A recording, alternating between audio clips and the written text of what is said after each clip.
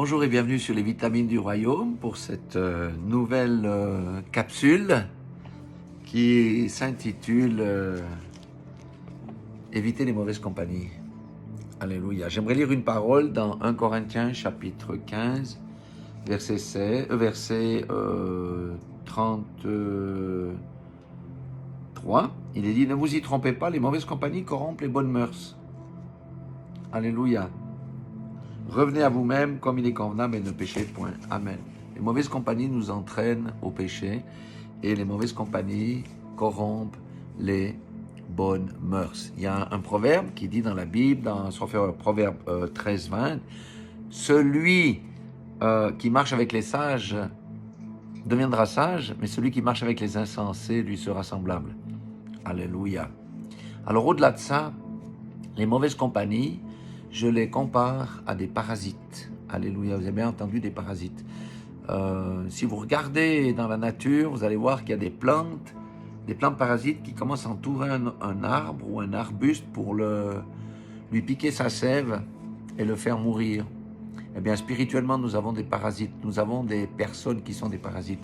Et je vais prendre les exemples des larves. Il y a un premier parasite, et c'est un joli nom, Wolfartia magnifica. C'est l'asticot de la mouche, en fait, qui s'introduit dans l'oreille, détruit le tympan et rend la personne sourde. Dans certains cas, même ça va jusqu'à trouer l'encéphalée, cette enveloppe de liquide qui entoure le cerveau, et on peut en mourir.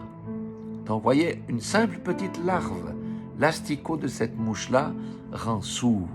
Alléluia. Qu'est-ce que ça veut dire spirituellement? Il y a des parasites qui nous rendent sourds. Ce sont les gens, à force de bavardage, empêchent les gens d'entendre la parole de Dieu.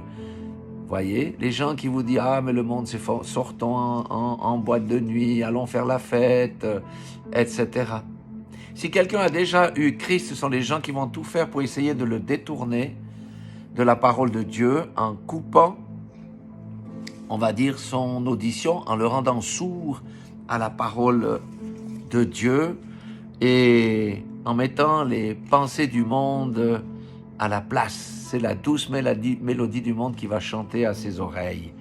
Et les plaisirs et les tentations et toutes ces choses-là. Ça, c'est la première larve, une larve qui empêche les gens d'écouter la parole de Dieu. Il y a une deuxième larve qui est pire, c'est l'Onchocerca volvulus qui rend aveugle, la cécité spirituelle. En fait, ça affecte la peau et les yeux. Pourquoi? C'est une mouche qui pond des yeux, puis il y a ces microfilaires, on appelle ça migre jusqu'à l'œil, ces petits trucs quasiment invisibles. Eh bien, ça entraîne une réaction inflammatoire qui va faire enfler l'œil et amener la cécité. C'est très connu en Afrique, ce genre de choses. Donc, on a des parasites qui provoquent la cécité spirituelle. Ça veut dire qu'ils font sortir de la saine doctrine. Ça veut dire qu'ils introduisent la philosophie des nouvelles religions, le New Age. Ce sont des gens qui parlent plus de l'expérience que de la parole de Dieu pour les égarer et ils ne voient plus la vérité. La vérité devient alors un voile sur leurs yeux. C'est la cécité spirituelle. À force d'être avec des incrédules, quelqu'un deviendra incrédule parce que jour et nuit, ils vont lui dire que Dieu n'existe pas ou Dieu c'est le grand univers ou toutes ces choses de toutes ces choses-là. Lorsqu'on devient aveugle spirituellement, eh bien, on commence à tâtonner. On ne voit plus très clair dans notre marche. Et ensuite, on dévie vraiment de la voie droite. Gardons toujours à l'esprit la pensée de Psaume 119-105 qui dit « Ta parole est une lampe à mes pieds et une lumière sur mon sentier ». La troisième de ces larves, c'est la Naegleria fowleri. C'est une larve terrible qui mange le cerveau, en fait.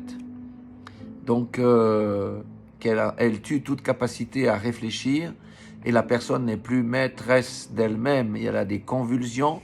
C'est le genre de parasite, de personne qui va vous faire entrer dans l'occultisme, qui va vous faire aller lire des livres d'occultisme, voir des vidéos liées à l'occulte, et ça ouvre la porte à des esprits qui progressivement vont prendre le contrôle de la personne. Alléluia. C'était le cas du Gadarien. Maintenant, le Seigneur dit quelque chose dans 2 Timothée, chapitre 2, verset 16, il dit « Évite les discours vains et profanes, car ceux qui les tiennent avanceront toujours plus dans l'impiété, et leur parole les rongera comme la gangrène. De ce nombre sont Hyménée et Philette qui sont détournés de la vérité. » Vous voyez? Donc faisons attention à ce que nous entendons. Faisons véritablement attention à qui nous fréquentons. Et ne nous laissons pas entraîner dans les vains discours, parce que c'est là que nous serons corrompus. Et 2 Pierre, je terminerai avec ça, chapitre 2, verset 20, il dit, ça s'adresse à celui qui connaît, aux croyants. Hein. En effet, si, après s'être retiré des souillures du monde par la connaissance du Seigneur et Sauveur Jésus-Christ, ils s'y engagent à nouveau et sont vaincus, leur condition est pire que la première. Amen. C'est un avertissement. Le Seigneur nous demande d'éprouver les relations que nous avons et de regarder parmi nos compagnies si nous avons des parasites. Si nous avons des parasites, eh bien, il faut couper. Il ne faut pas laisser la larve entrer, il faut tuer la larve. Donc, il faut se séparer de ces gens qui corrompent les bonnes mœurs, qui vous font sortir de la voie droite, qui vous rendre sourds spirituellement, on n'arrive plus à entendre la voix de Dieu et qui vous rendent aveugles et on ne voit plus vraiment le sentier sur lequel on doit cheminer. Voilà, soyez tous bénis dans le nom puissant de Jésus-Christ de Nazareth et ayons du courage pour discerner autour de nous et demandons au Seigneur aussi le discernement des esprits. Soyez tous bénis dans le nom puissant de Jésus-Christ de Nazareth.